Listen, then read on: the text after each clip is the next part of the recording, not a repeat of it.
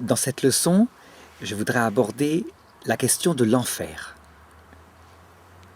Depuis à peu près 40 ans, des théologiens catholiques, sous prétexte de la miséricorde de Dieu, en sont arrivés à nier l'existence même de l'enfer.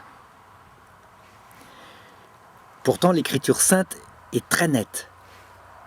Les textes sont précis, parlant de la possibilité d'un feu éternel. Ces théologiens ont nié l'enfer parce qu'ils ne comprenaient pas vraiment la raison qui le rend obligatoire. Non pas qu'on soit certain qu'il y ait des gens dedans, mais qui rendent obligatoire la possibilité qu'un choix différent de celui de Dieu puisse exister. Ils étaient encore sur l'ancienne théologie qui distinguait l'enfer en disant que c'était une marmite de feu, que Dieu prenait le méchant et le mettait par sa propre volonté dedans pour le punir, dans un acte de justice qui s'opposait, mais il ne s'en rendait pas vraiment compte, il s'opposait telle qu'elle était décrite à son amour. Du coup, il est évident que cet enfer-là ne pouvait pas exister si l'on considère le cœur de Dieu. Mais l'enfer, au sens réel du terme, n'a rien à voir avec cela. Nous l'avons vu, c'est la possibilité qu'un homme puisse refuser d'entrer dans le projet de Dieu. Et là, évidemment, tout est différent. Si la possibilité théorique de ce choix n'existait pas, alors en même temps, c'est la liberté même qui n'existerait pas. Et c'est tout le projet de Dieu qui serait vain. Donc, qu'un homme puisse librement refuser la vision béatifique, ceci est une nécessité même parce que Dieu a créé des personnes. Je ne me prononce pas pour le moment pour savoir s'il y a véritablement des hommes en enfer. Mais une chose est certaine, c'est que des anges, on ne sait pas combien, la Bible dit symboliquement un tiers, des anges ont choisi la révolte contre Dieu. Donc si l'enfer existe, il existe au moins pour des anges. En ce qui concerne les hommes, beaucoup de révélations privées parlent que certains hommes le choisissent. La Vierge Marie, dans une apparition récente, dit qu'ils sont nombreux. Mais le chiffre nombreux, enfin l'expression nombreux, dans la bouche de la Mère de Dieu, peut signifier une personne ou 1000. Pour une mère, qu'un seul de ses enfants se damne, et c'est nombreux.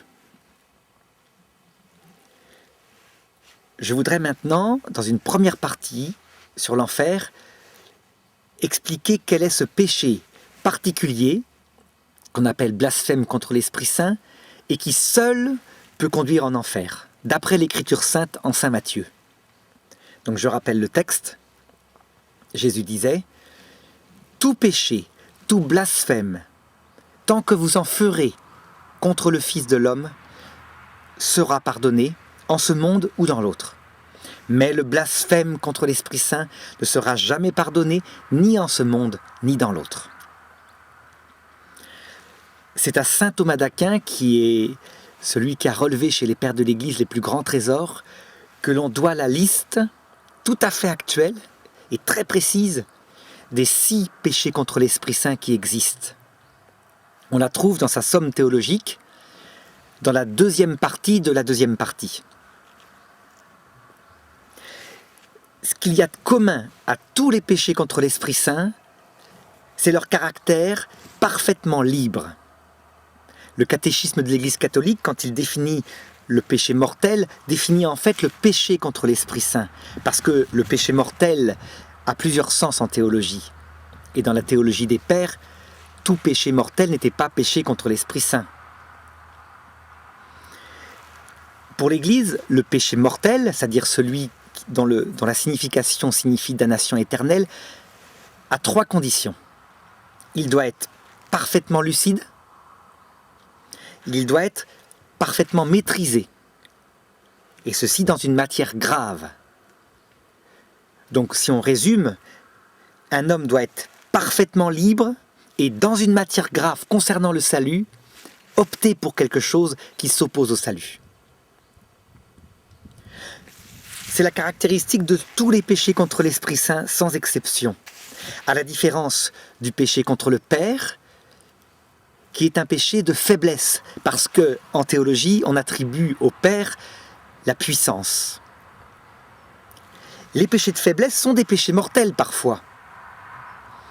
Un homme qui boit, qui ne maîtrise pas sa sensibilité, et qui à chaque fois bat sa femme, et qui reboit, et qui rebat sa femme, il est évident qu'il est en train de tuer son couple, et c'est la définition même du péché mortel, il tue l'amour. Par rapport à Dieu, c'est pareil. Mais ces péchés mortels-là, nous l'avons vu à la leçon précédente, peuvent être pardonnés, puisque le foyer de péché, la faiblesse, est supprimé à l'heure de la mort, au moment où le choix final doit être fait. Ce qui veut dire que aucun homme ne peut se damner par faiblesse pure. Pour qu'il se damne, il faut que, ayant battu sa femme, mettons, il dit cette fois lucidement face au Christ, « Et alors, j'ai bien fait. Et je ne céderai pas. Elle le méritait. » Mais ce n'est plus du tout de la faiblesse. L'autre péché mortel, c'est le péché d'ignorance, qu'on appelle le péché contre le Verbe, contre le Fils. Parce que dans la Trinité, le Fils procède par connaissance, c'est la connaissance du Père.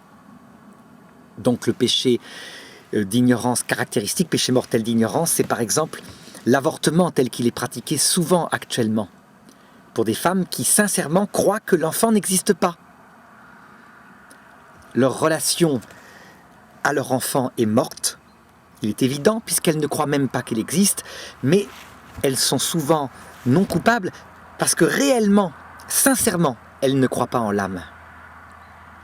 Eh bien, nous l'avons vu, personne ne peut se damner pour ce péché mortel d'ignorance, puisque, justement, à l'heure de la mort, la lucidité totale est donnée par le Christ qui revient accompagné des saints, donc du petit bébé en question qui a été avorté, et qui, nous le verrons dans une autre leçon, va devoir adopter sa mère, lui pardonner et la conduire à la vie éternelle.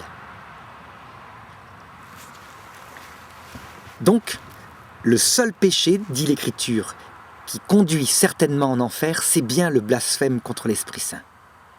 Alors certains théologiens classiques disent « mais non, le dogme dit bien tout péché mortel conduit en enfer. Si on meurt avec quelconque péché mortel, on est en enfer. » Oui, mais le problème est que au cours de l'histoire de l'Église, la notion de péché mortel a eu deux significations. La première, classique, celle de saint Thomas d'Aquin, consistait à dire c'est l'acte qui tue la charité ou qui l'empêche. Résultat, on appelle péché mortel le péché originel chez le petit enfant, mais il n'est pas coupable et pourtant c'est bien un péché mortel puisque l'enfant n'a pas la grâce sanctifiante. Donc il existe des péchés non coupables pour saint Thomas d'Aquin. Le péché mortel de faiblesse, donc par exemple tromper sa femme parce qu'on est complètement dirigé par sa sexualité et non pas par sa tête. Le péché mortel d'ignorance, c'est l'état de Nicodème dans l'Écriture. Cet homme juif pratiquant de bonne volonté à qui Jésus dit « Nul ne peut rentrer dans la vie éternelle s'il ne renaît d'en haut ». Ça veut dire s'il n'entre dans la charité. Et Nicodème ne comprend pas. Pourquoi? Parce qu'il est docteur en Israël, mais la charité n'a pas été révélée. Il est en état de mort spirituelle par ignorance.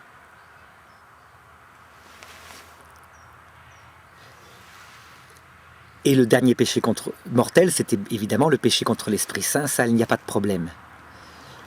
Le deuxième sens du péché mortel, plus pastoral, à cause du mot mortel qui signifie damnation. Eh bien, tel que le définit Vatican II, c'est en fait le péché contre l'Esprit Saint, puisqu'il est entièrement libre, c'est-à-dire entièrement lucide, avec maîtrise de soi, en matière grave, etc. Alors, voyons concrètement quels sont ces 6 péchés contre l'Esprit Saint qui peuvent conduire en enfer. Et d'abord, donnons la liste que donne saint Thomas d'Aquin. Saint Thomas d'Aquin les cite à partir des pères de l'Église, et voilà la liste. Le premier, c'est le refus de croire malgré l'évidence. Attention, un homme qui actuellement refuserait de croire n'est pas en état de péché contre l'Esprit Saint. Il n'a pas l'évidence, justement. Donc ce refus de croire, malgré l'évidence, doit être fait soit par rapport à un miracle indubitable, mais je vais donner un exemple, soit face au Christ qui apparaît dans sa gloire. Le deuxième, péché contre l'Esprit Saint, ne s'oppose pas à la foi comme le précédent, mais plutôt à l'espérance. C'est ce qu'on appelle la présomption. La présomption, c'est la volonté d'obtenir la vision béatifique et le paradis, mais sans les conditions qui y sont présupposées. Nous verrons que c'est le péché de Lucifer par excellence. Troisième sorte de péché contre l'Esprit Saint, qui s'oppose aussi à l'espérance théologale, c'est la désespérance, mais qu'il ne faut pas confondre avec le désespoir psychologique du jeune garçon qui vient d'avoir une rupture sentimentale et qui se suicide. Non, la désespérance, c'est un acte lucide, comme on l'a dit, pas de faiblesse, pas d'ignorance de quelqu'un qui dit à Dieu ou au Christ qui lui apparaît « Tu veux me pardonner mes péchés? Mais c'est méprisable, je ne le mérite pas, mon péché est trop grand. » C'est un acte d'orgueil, nous le décrirons. Le quatrième péché s'oppose à la charité directement, c'est l'impénitence finale. Un homme qui, à la fin de sa vie, face au Christ, dirait « Je ne me repens pas. » Pas question.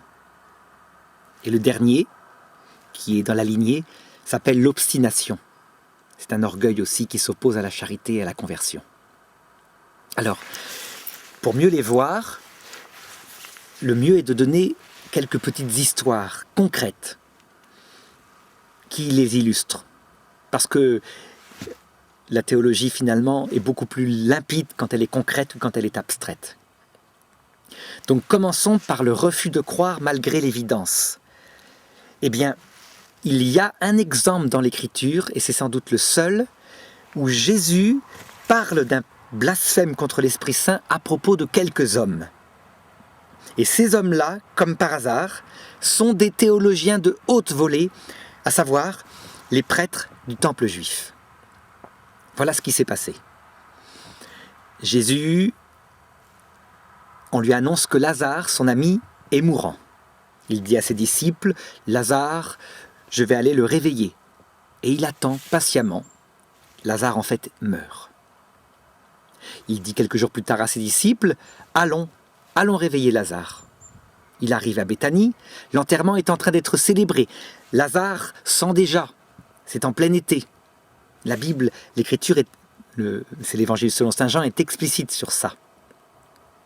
Il rencontre d'abord Marthe, la sœur de Lazare, amie de Jésus, qui lui dit « Si tu avais été là, mon frère ne serait pas mort. » Et Jésus lui répond « Ton frère ressuscitera. » Il va vers le tombeau et il demande qu'on retire la pierre. Marthe répond « Mais il sent déjà. » Il y a des prêtres autour, parce que Lazare était riche, était célèbre, des prêtres du temple de Jérusalem. On retire la pierre, une lourde pierre qui avait été roulée. Jésus prie et dit au Père « Tu vas manifester que tu m'as envoyé. » Puis il dit « Lazare, sors du tombeau. » Et Lazare sort du tombeau, encore entouré de ses bandelettes devant tous ces prêtres réunis, qui immédiatement foncent à Jérusalem pour prévenir le Sanhédrin de ce qui s'est passé. Eh bien, ces prêtres en question, ayant pourtant vu quelque chose dont ils savent théologiquement que ça ne peut pas venir du démon. Pourquoi ? Parce que le démon peut faire des prodiges. Des prodiges, c'est-à-dire des phénomènes surprenants, mais qui sont dans le sens de la nature. Exemple, soulever une table et personne ne la porte. Guérir un cancer lentement, en quelques semaines, en faisant agir des mécanismes mystérieux de la nature. Mais par contre, le démon ne peut pas faire de miracle. Un miracle, c'est une chose qui s'oppose à une loi fondatrice de la nature. Par exemple, de la biologie. Un mort ne ressuscite pas. Un mort qui sent mauvais, on le sait maintenant, en science, son cerveau est parfaitement détruit. Il ne peut pas être ressuscité. Personne ne le peut. Or, Lazare sort du tombeau instantanément, et les prêtres à l'époque savaient déjà que ce genre de miracle-là, c'est le doigt de Dieu obligatoirement. C'est tellement net que les théologiens actuels, ceux qui connaissent saint Thomas d'Aquin par exemple, peuvent dire que si un homme complètement fou portant une djellaba, va dans un cimetière, sort un squelette, prononce une parole, et que ce squelette ressuscite, revient à la vie, eh bien on peut le suivre. Il n'y a pas besoin d'autres preuves. Ça vient de Dieu. Jamais un démon ne pourra faire cela. Donc, que font les prêtres du temple? Ils décident de tuer Jésus ce jour-là, mais de tuer aussi Lazare pour pas qu'il n'y ait de preuves. Eh bien Jésus parle en toute vérité d'un blasphème contre l'Esprit Saint. Pourquoi? Parce qu'ils refusent de croire malgré l'évidence pour eux qui sont théologiens. Ils ne reviendront jamais en arrière. Quelques années plus tard, quand ils mourront, ils seront face au Christ, qui leur dira « J'étais le Messie ».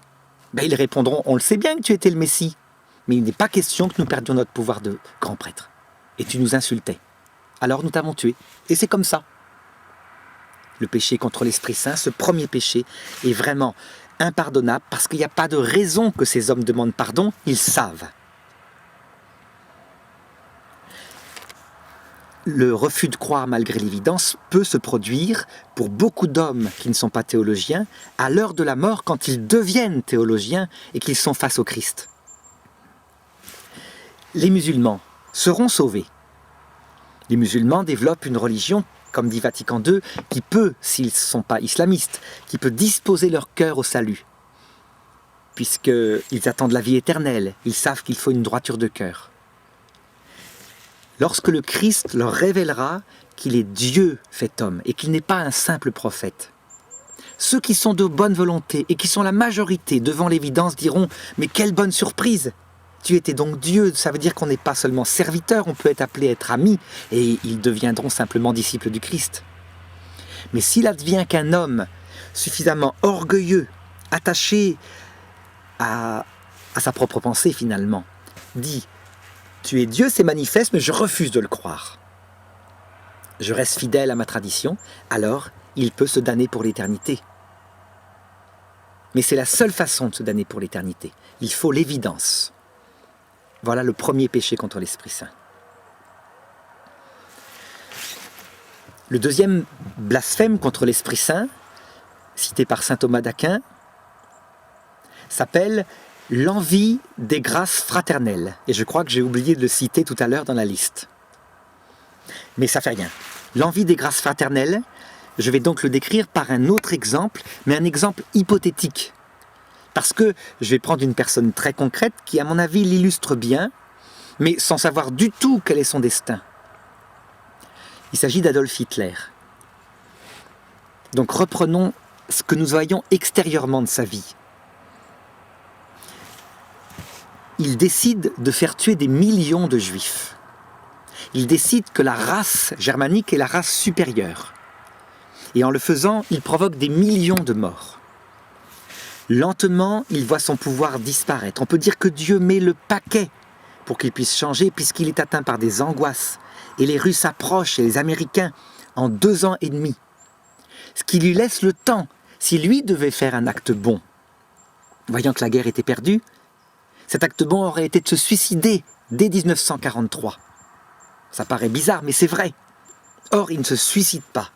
Et à la fin, quand les Russes sont à quelques centaines de mètres de son bunker, il envoie encore des jeunes adolescents de 13 ans, fanatisés, pour tuer des chars russes, alors que c'est débile, ils vont se faire tuer. Et d'ailleurs, on ne les retrouvera pas, ces jeunes qu'il décore. On le voit sur un film de l'époque.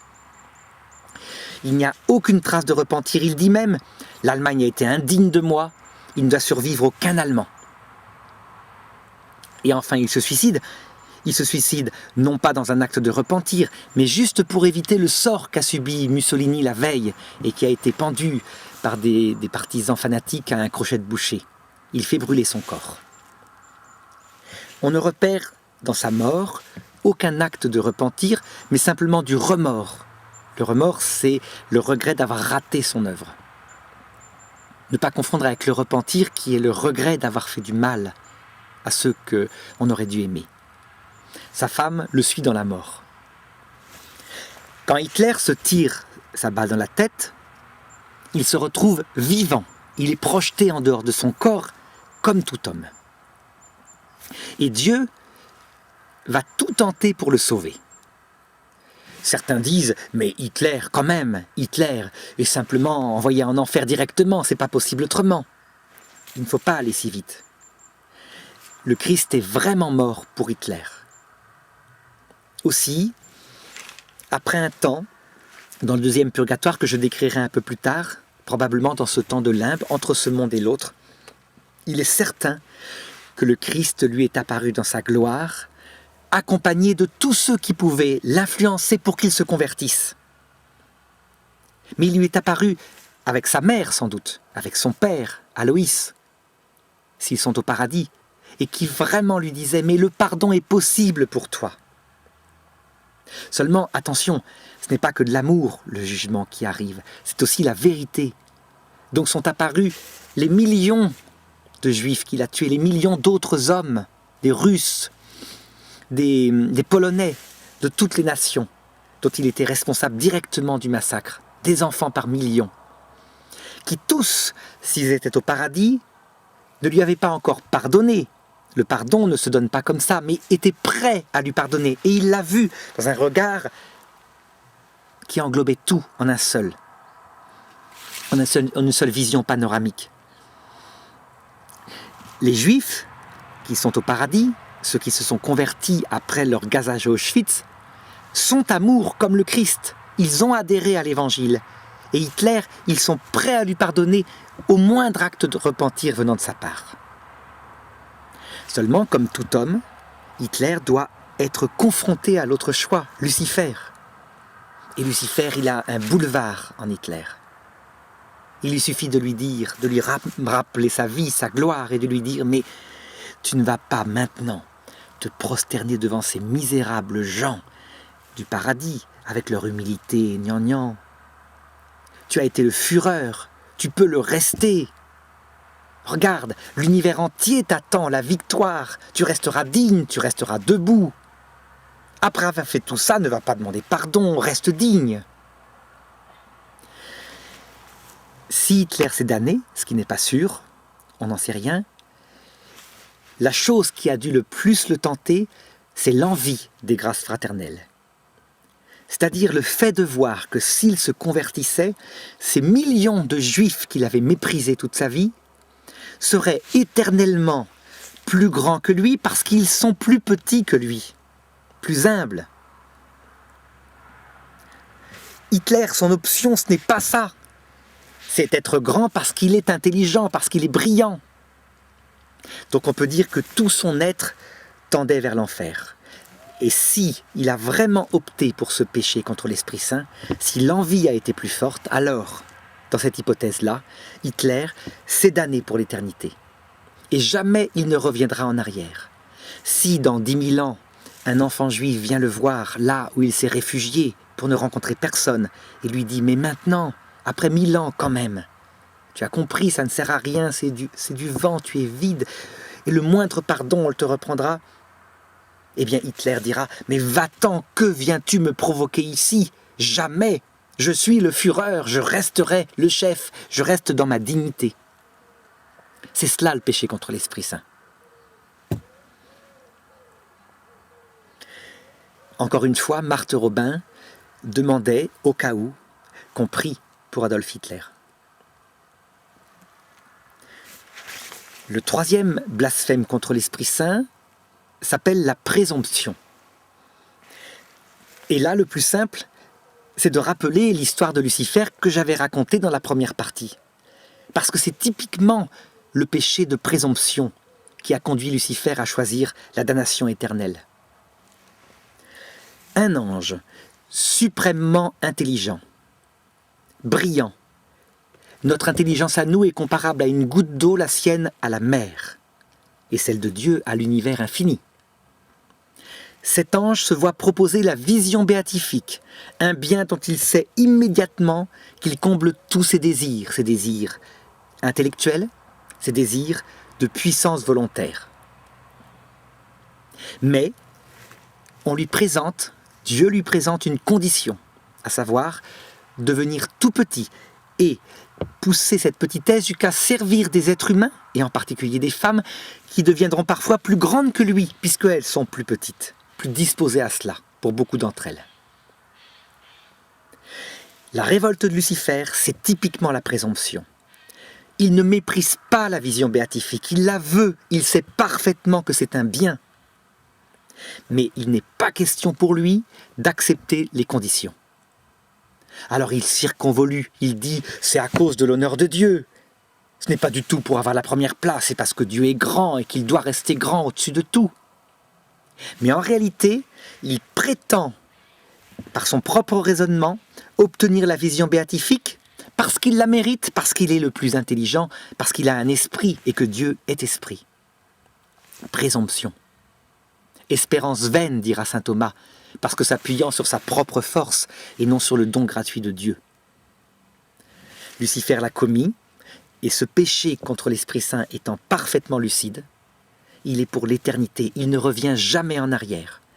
À la fin du monde, quand il aura été vaincu, et il l'aura été vaincu, il le sait certainement déjà, il est quand même suffisamment intelligent, eh bien il prétendra encore à la même chose, et il ne cédera jamais.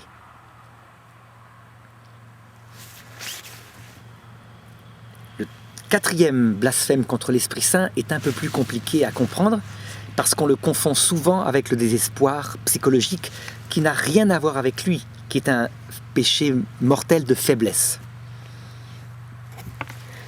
L'exemple qu'on peut prendre, toujours hypothétiquement, parce qu'on n'en sait rien, c'est l'exemple de Judas. Judas, c'est le seul personnage dans la Bible, avec certains grands prêtres, qui a une phrase qu'on n'aimerait pas avoir sur soi, puisque Jésus a dit de lui « il aurait mieux fallu que cet homme-là ne naisse pas ». C'est sans doute une prophétie, mais espérons que non, que c'est hypothétique. Il n'aurait pas fallu qu'il ne naisse pas s'il ne se repent pas. Voilà l'histoire de son péché. C'est un homme qui visiblement est assez attaché à l'argent, et il a sa propre conception de ce que doit être le Messie. Il n'est pas besoin de chercher chez Judas des grands motifs solennels, une livraison de Jésus parce qu'il voudrait qu'il ait du succès après la mort. Ça, c'est véritablement idiot. On ne tue pas son ami pour qu'il ait du succès après la mort, car très peu de gens ont de la gloire après leur mort en étant morts. Il y a Socrate, il y a Jésus, il y a Mani, puis c'est à peu près tout. Al-Hadj, c'est le fondateur du soufisme peut-être. Judas se met à s'énerver contre Jésus, particulièrement le jour où la femme adultère, celle qu'il a sauvée de la lapidation, vient se prosterner à ses pieds et casse un parfum de prix. Il y en avait pour 1 an de salaire d'un ouvrier. Et elle essuie ses pieds avec ses cheveux. Il est là, dit l'Évangile. Il est là. Et il dit, dans un acte de mauvaise humeur, il aurait mieux fallu vendre ce parfum et le donner aux pauvres. Et Jésus, loin de lui donner raison, alors que le parfum embaume toute la maison, dit « Laisse-la faire. Elle l'a fait pour ma sépulture parce qu'on ne me le fera pas ce jour-là. Et parce qu'elle a fait cela, on se souviendra de son geste jusqu'à la fin du monde. Et la preuve, on s'en souvient aujourd'hui. » Mais cela a profondément énervé Judas. Il est en décalage avec Jésus, mais il le cache. Le temps passe et Jésus l'énerve de plus en plus par toute cette gratuité, cette prière, ce temps inutile passé à des tas de choses, l'argent dépensé. À un moment donné, quand il remonte vers Jérusalem, il cherche un prétexte pour le livrer. Il se dit, ça lui fera une bonne leçon, il sera mis en danger. Il ne pense pas peut-être qu'il sera crucifié, même si Jésus l'a annoncé. Il le livre et par la même occasion, il gagne quelques petites pièces d'argent. Oh, une petite affaire. Il est poussé certainement par cette grande passion, cet énervement, ce débordement de sa patience. Or, ça tourne mal, il se rend compte qu'il a livré Jésus, et souvent, dans ces actes-là, il se passe un mécanisme psychologique que j'avais repéré une fois chez une élève. C'était une élève adolescente de France, qui, paraît-il, avait accusé son prof de sport de l'avoir violée, parce qu'en fait, elle voulait coucher avec lui, et lui ne voulait pas, il était marié. Or, il avait été arrêté par la police et s'était suicidé quelque temps plus tard. Eh bien, cette jeune fille qui avait fait un acte grave, après, n'avait plus qu'une idée en tête, était de se suicider. Elle ne se pardonnait pas. Elle l'avait livré pour se soulager, pour se venger, mais elle ne pensait pas que ça irait jusque-là. Eh bien Judas, sans doute que son suicide est pareil. Donc c'est un suicide qui au départ n'est pas un péché contre l'Esprit Saint. C'est un suicide par désespoir parce qu'il a pris conscience qu'il avait fait quelque chose d'imparable et qu'en plus Jésus l'avait sans doute annoncé. Il se pend, l'Évangile le raconte explicitement, mais pour le moment, ce n'est pas forcément un péché contre l'Esprit Saint, c'est plutôt bon signe, je dirais, ce qui paraît curieux pour un suicide, mais c'est le signe d'une vraie faiblesse. Or, la faiblesse en elle-même ne damne pas. Judas arrive de l'autre côté, Jésus meurt sur la croix, il descend aux enfers et aussitôt, l'une des premières personnes à qui il apparaît, c'est à Judas, son ami, son disciple. Il lui apparaît dans sa gloire en lui présentant ses plaies et en lui expliquant à quel point il n'est pas tout seul à l'avoir livré. Tous les hommes l'ont livré. Il est certain que nous-mêmes, quand nous arriverons de l'autre côté, nous verrons que c'est nous qui avons trahi Jésus aussi, à chaque fois que nous avons trahi un de nos frères. Donc que le péché de Judas est pardonnable, et qu'il suffit qu'il demande pardon comme tout homme. Et c'est là que peut-être peut apparaître le blasphème contre l'Esprit Saint. Si Judas est un homme suffisamment orgueilleux, puisque tous les blasphèmes contre l'Esprit Saint procèdent d'un orgueil absolu, luciférien, s'il dit « Comment, toi, Jésus, tu me proposes le pardon ?» Mais un peu de dignité. Regarde le péché que j'ai commis, voyons, tu ne vas pas t'abaisser à me proposer le pardon, voyons, tiens-toi debout. Si à ce moment-là, il s'en va avec dignité et il suit Lucifer en enfer, il y va par désespérance. La désespérance, c'est un refus orgueilleux, estimant que son péché est trop grand, d'être pardonné. On estime que son péché mérite dignité. Donc c'est très très subtil à comprendre, mais ça existe. L'être humain est assez complexe pour parfois faire des choses comme cela. Il ne faut donc pas, je l'avais dit tout à l'heure, confondre ce péché-là avec la désespérance psychologique de tous ces pauvres personnes, quelquefois athées, qui se suicident. Sainte Thérèse de l'Enfant Jésus, dans sa grande épreuve spirituelle, après ses vœux perpétuels, quand elle perdit quasiment le sentiment d'avoir la foi, et qu'en plus la maladie l'étouffait, disait « Je comprends parfaitement ceux qui se suicident ». Le suicide lié à un désespoir psychologique, parce que la vie n'a pas de sens, parce qu'on souffre trop, bien au contraire, est parfois le signe d'une certaine disposition au salut, pour la raison simple suivante. C'est que la personne, après avoir commis son acte qui effectivement est un péché mortel, ne serait-ce que parce qu'elle laisse des personnes sur terre qui vont se demander « mais qu'avons-nous fait pour qu'ils partent sans nous prévenir ?» etc. Surtout la mère, surtout l'épouse, surtout les enfants. Donc la personne regrette profondément son acte de l'autre côté. Mais en fait, ce qu'elle cherchait, elle, c'était une réponse, c'était un amour. Et quand le Christ lui apparaît, loin de le mépriser en disant « mais mon péché est trop grand », elle dit « Seigneur, tu me pardonnes, mais je suis un misérable, prends pitié de moi ». Et elle se jette à ses pieds. Elle est sauvée en passant par ce purgatoire et peut-être d'autres, mais elle est sauvée la plupart du temps. Nous le verrons un peu plus tard, il y aura une leçon spécifique pour cela.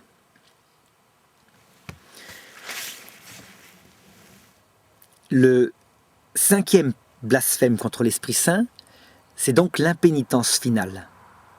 Donc là, c'est peut-être pas la peine que je raconte une histoire particulière. Il est assez évident qu'une personne qui a vécu toute sa vie dans le péché, qui arrive face au Christ et qui voit que le repentir lui est demandé, le repentir de tous ses péchés, mais qui estime par un orgueil particulier qu'elle n'a pas à se repentir, qu'elle a fait le bon choix, et que c'est très bien, il est évident que dans la lucidité parfaite de ce moment-là, elle se damne pour l'éternité. Et enfin le dernier, l'obstination est dans la même lignée. Dans ce chapitre, dans cette leçon, il nous faut maintenant nous poser, à partir de cette lumière, une deuxième question. Y a-t-il beaucoup d'hommes qui sont damnés ? Beaucoup d'opinions sont sont émises sur ce point-là. La mienne ne vaut pas plus que la mienne, mais j'aimerais la donner ici. Certaines personnes disent, face à l'amour du Christ, personne ne pourra résister, tout le monde se convertira. Je ne le crois pas du tout. Quand on connaît certains cœurs humains, on voit vraiment qu'il y a un ricanement, un mépris absolu pour ce mystère de l'humilité et de l'amour. C'est vrai qu'on a des raisons d'être inquiets pour Hitler et pour des gens comme cela. Il y a vraiment des gens dont tous les actes, sans exception, sont de l'égoïsme, qui parfois semblent se convertir par peur de l'enfer, mais quand ils voient que l'enfer, en fait, c'est le même monde que le paradis, je le décrirai tout à l'heure, c'est le même jardin, mais avec la liberté, sans l'amour, ils n'ont plus peur, et ils optent simplement pour l'enfer. Quand on regarde l'humanité sur Terre, actuellement, après le péché originel, on constate ceci. D'abord, il existe un petit pourcentage, peut-être 3-4% de personnes qui réellement et de manière héroïque sont tournées vers l'amour des autres, quitte à s'oublier elles-mêmes. Chez les chrétiens, ils sont peu nombreux, ce sont les saints. Il y en a qui le sont chez les non-chrétiens, ils le font à ce moment-là par amour pour leurs enfants, ou par humanisme, ça existe. Il existe de l'abnégation comme cela. J'avais bien dit dans une autre leçon que l'abnégation des païens ne sauve pas en elle-même. Mais ces gens-là, dès qu'ils voient le Christ, immédiatement se rendent compte que c'est lui qu'ils cherchaient et qu'ils aimaient. Ils le reconnaissent. Et c'est pourquoi un texte de l'Écriture dit « Entrez dans la joie de mon Père parce que j'étais en prison et vous êtes allé me visiter. » Et ces hommes disent « Mais Seigneur, quand est-ce que nous sommes allés te visiter en prison ?» Et Jésus leur répond « Mais celui que vous êtes allé visiter, c'était moi en fait, et vous ne le saviez pas encore. » Donc, la bonne volonté héroïque des païens ou des non-chrétiens qui n'ont pas encore la charité ne sauve pas en elle-même, mais elle dispose au salut, c'est évident. Et ils sont sauvés, ces gens-là. Dans l'humanité, il y a d'autre part un petit nombre de gens qui sont froidement tournés vers l'amour d'eux-mêmes. Que ce soit dans l'égoïsme, qui passe à travers les plaisirs à ce moment-là, ou que ce soit dans l'orgueil, c'est-à-dire la certitude d'être le meilleur, sans avoir besoin de le prouver particulièrement. Ceux-là, Dieu essaye de les sauver en les soumettant aux mêmes épreuves que les autres. Leurs trésors leur sont arrachés. Ils passent par la vieillesse, par la mort.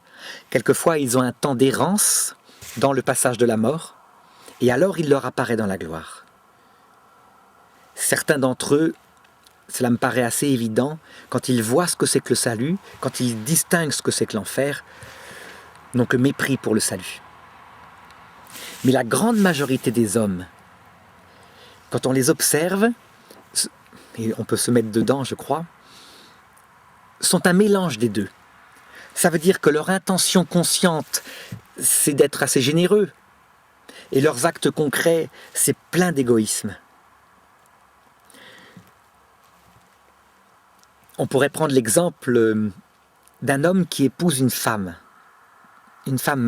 très belle, qu'il aime de tout son cœur. Si on interroge la maman de cet homme, elle dira « Mon fils est vraiment quelqu'un de très bien, il l'épouse parce qu'il l'aime et il la rendra heureuse, il ne pense qu'à elle. » Si la mère de la jeune fille déteste son futur gendre, elle dira « Il est évident qu'il ne l'épouse que parce qu'il veut du plaisir avec elle et son argent. » Dans la réalité, la vérité est peut-être dans les deux.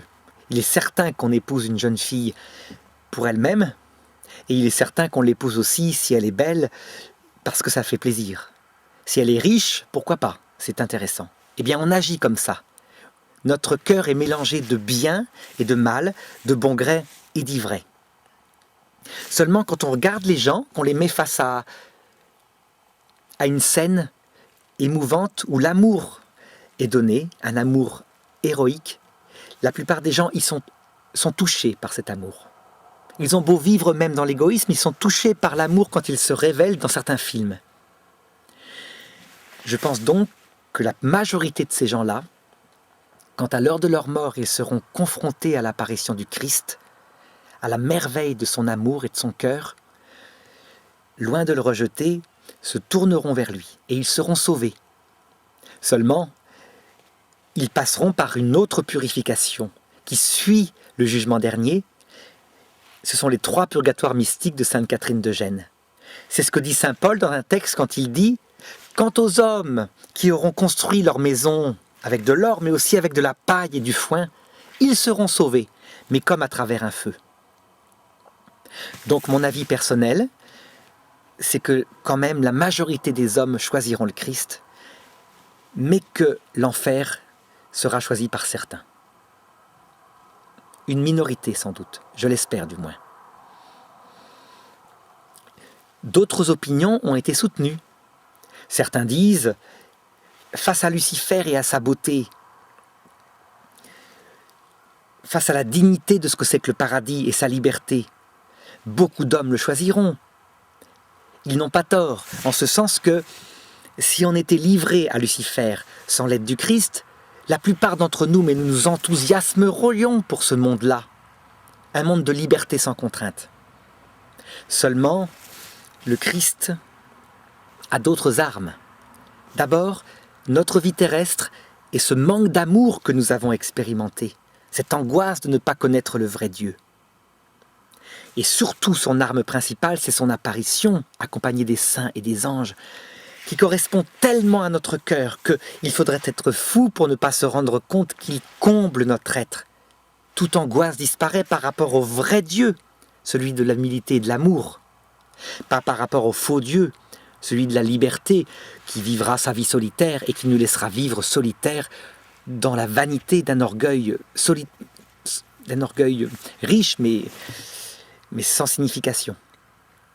Donc cette opinion-là, je ne la soutiens pas et je maintiens celle que j'ai dite tout à l'heure. La troisième question qui se pose toujours dans ce thème de l'enfer, c'est celle de son éternité. Est-ce que vraiment l'éternité, ou plutôt en termes théologiques précis, la sempiternité, c'est-à-dire une durée perpétuelle. L'éternité est un terme réservé à la vision de Dieu.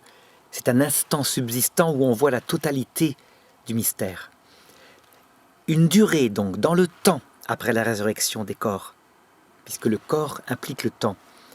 Une durée sempiternelle. Est-ce que Dieu, dans son amour, pourra tolérer cela?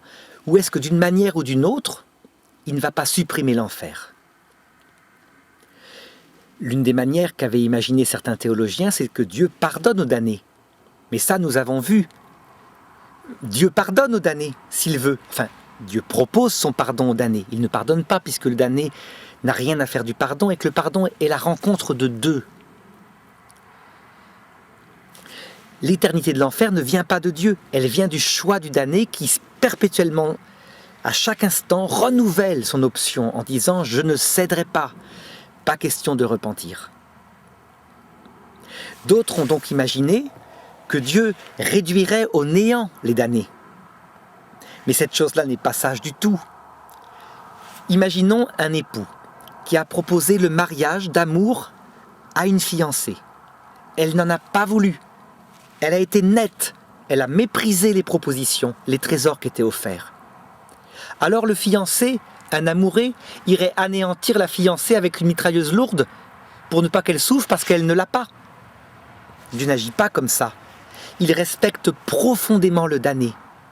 Et je dirais même avec saint Thomas qu'il se réjouit, ainsi que les saints du ciel, de la damnation des damnés, en ce sens que ils y sont librement, ils peuvent changer, et que tout le monde respecte leur choix. Pourquoi s'opposer à ce que quelqu'un veut librement? D'autre part, leur damnation révèle que la volonté de Dieu s'est réalisée. Il voulait vraiment créer des personnes libres. Certes, pendant les 80 ans de la vie, il a brisé en partie la liberté. Il l'a rendue fragile, mais c'était pour mieux la faire naître à l'heure de la mort. D'autres théologiens disent, mais Dieu ne peut pas, comme ça, imposer des souffrances terribles aux damnés s'il est amour. Or, c'est le cas, ils sont dans la souffrance. La réponse, c'est que Dieu n'impose aucune souffrance aux damnés. Nous allons le voir un peu plus tard. Les damnés sont source de leur propre souffrance parce qu'il y a une chose qu'ils ne peuvent pas corriger dans leur être. Leur cœur est fait pour voir Dieu. Ils ont été créés pour cela. Dieu ne peut pas les faire différemment. Ils refusent et donc ils en payent les conséquences, mais ils s'y attachent et ils savent exactement quelles sont ces conséquences dès leur choix primitif. En conséquence, le dogme de l'Église, qui a toujours affirmé que l'enfer était pour toujours, ce dogme-là qu'elle donne de manière très sèche comme un simple lampadaire, est tout à fait simple à expliquer quand on comprend ce que c'est que le péché contre l'Esprit Saint qui y conduit.